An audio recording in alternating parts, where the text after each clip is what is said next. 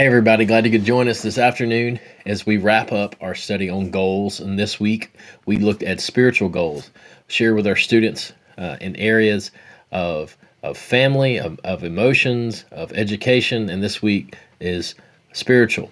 And if you haven't heard, hadn't been with us, the reason we looked at these four areas, I polled our students here at Denman to see what are your goals in life. If you could have goals for the rest of your life, what are they? And I handed them a card with 5 slots, and they listed out their 5 top goals. And in it was, hey, I want to graduate high school, I want to go to college, I want to get a career, I want to get married and have a family.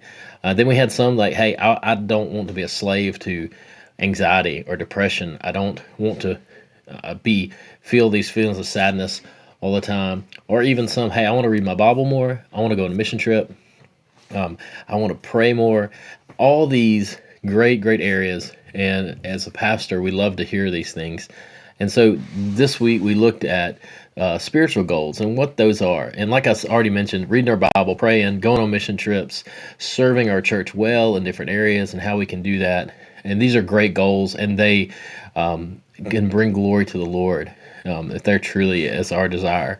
But I challenge our students by saying this: our number one goal, and truly at the root of all of this, is to be obedient. And we should strive to be obedient in everything that we do, because God desires that more than any kind of sacrifice. Scripture is clear on that. He desires obedience over anything we could give up or anything we could ever do. And so it stems from the Old Testament, and we see it carried out through Jesus' life and the New Testament. But in Deuteronomy 6, this may be familiar to you, but Deuteronomy 6, verses 4 through 9 say, "Hear, O Israel, the Lord is our God, the Lord is one. You shall love the Lord your God with all your heart, and with all your soul, and with all your might. These words which I am commanding you today shall be on your heart. You shall teach them diligently to your sons, and shall talk of them when you sit in your house, and when you walk by the way, and when you lie down, and when you rise up. You shall bind them as a sign on your hand, and they shall be as frontals on your forehead. You shall write them on the doorpost of your house and on your gates." And so in this, we see two things pulled out. There's a lot in that passage, and broke down kind of what some of that stuff means for our students. Literally, they would take scripture and write it on their doorpost, and they had frontals that they would keep, and kind of like a little headband with a box on it. They would keep this scripture in it, so it would literally be on the forefront of their mind. And they would have the same deal wrapped around their hand with a box of scripture on their hand, and they would keep it in there, and it would be in front of them all the time. And it showed two main things. Like I said, one, that there was one God. There was one God. Hear, O Israel, the Lord our God, the Lord is one. And my Bible has an exclamation point. This is a fact. This is something we stand on. And two, total devotion to God. And when we do that, it reflects things about us. It reflects, one, our character. It shows where our character is. If we truly believe that, then we are people of godly character. Psalm 1 talked about that. Psalm 1 talks about, "Blessed is the man who does not walk in the counsel of the wicked, or stand in the path of sinners, or sit in the seat of scoffers. But his delight is in the law of the Lord, and in his law he meditates day and night."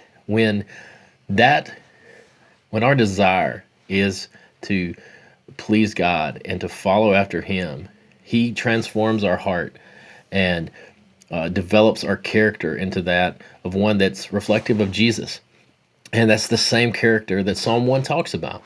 Um, and we understand that when we are truly joyful and happy, it's because God is in our life, and we see that reflected out of it. The second thing we challenge our students with, not only our character, but our actions. There are things in our life that don't reflect God that we do, and hopefully we're convicted of those things.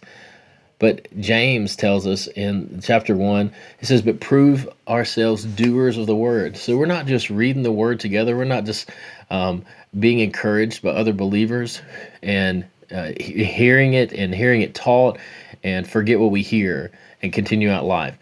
Realistically, we have wasted our time, and ultimately we are not holding high what Scripture says. So if we're a believer and we read the Word, but we don't order our steps by it, we're not striving to become more like Jesus, then we are making a mockery of God, and we are deceiving ourselves. in that, because James goes on to say, but if we hear it, for once a hearer of the word and not a doer is a man like that looks at his natural face in the mirror. For once he has looked at himself and gone away, he immediately has forgotten the kind of person that he is. When we do that, we deceive ourselves, and we do not esteem God. We do not hold him high. So our actions and how we live our life, are they reflective of what the word says? And the last part of it is our legacy. Is our legacy in being people of godly character that carry out godly actions. We want to leave a godly legacy. In John 15, verses 10 through 14. So if you keep my commandments, you will abide in my love, just as I've kept my Father's commandments and abide in his love. These things I've spoken to you, that my joy may be in you, and that your joy may be made full. And this is my commandment, that you love one another just as I've loved you. And he goes on to say about having greater love has no one than this, and than one that lays down his life for his friends. And that's a legacy that we can leave and lead and live with our families, parents. We can lead our children well in that.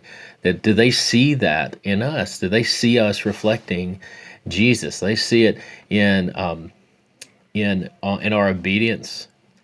Do they see character? They see godly character reflected in our life. Do they see godly actions reflected in our life? And do they see a godly legacy that will be left? So when the Lord calls us home before he comes back, can they say, one day I want to live like that? I remember my grandparents or my parents living this way, and I want to be a reflection of that, because they truly modeled what Scripture has for me. Because let's be honest, sometimes we read it and we take it in, and we still struggle with what it says, and we all do better with an example put before us. And if we were to sit down with a pen and piece of paper, we could write down godly examples of people that the Lord has put in our path that have helped us along the way, that helped us have a reflection of character, that we can say, yes, that person in my life, they poured into me and they had character of Jesus. Or people that we see that truly carry out, and their actions reflect what the word says, and there's no doubt, and we know where they stand. And that people that may have gone on before us, or we've had for a portion in our life and are not here anymore, we can say they left a legacy that is long lasting, and it is stuck to my heart based off on how they lived, ultimately because their legacy was rooted in what Scripture says, not anything they could say or do. So I encourage us to be people that reflect Jesus. That should be a spiritual goal of ours. And we do it through obedience. Because if we're obedient, yes, we're going to read our Bible more. 2, we're gonna pray more. We're going to share our faith more. We're going to look for opportunities to have gospel conversations with people. We're going to physically serve the church more.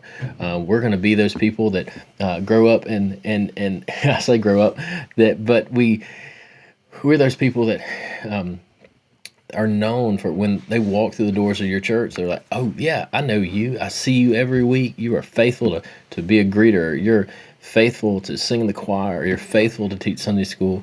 And those are just minimal ways that we can all serve the Lord together in the walls of the church. And so how can we be faithful to reflect Jesus, not only inside, but outside? Are you faithful at Walmart or at the gas pump like you are in the walls of the church? So I encourage all of us to be people that set a spiritual goal of being obedient. Because when we're obedient, God is honored, and and all the glory is his in that. And when we're asked, why are we obedient? Why do you live this way? Why are you living out your life this way? He gives us an opportunity to talk about how good God is and why we're obedient. Because of the payment Christ paid on the cross, and what benefit it is to us is because he loved us enough to do that. So it opens up awesome opportunities, and I pray we be a people that would take advantage of that, and people that love God because he loves us. And when we set goals, set them with him in mind of why we do things, is to bring him glory, not of ourselves.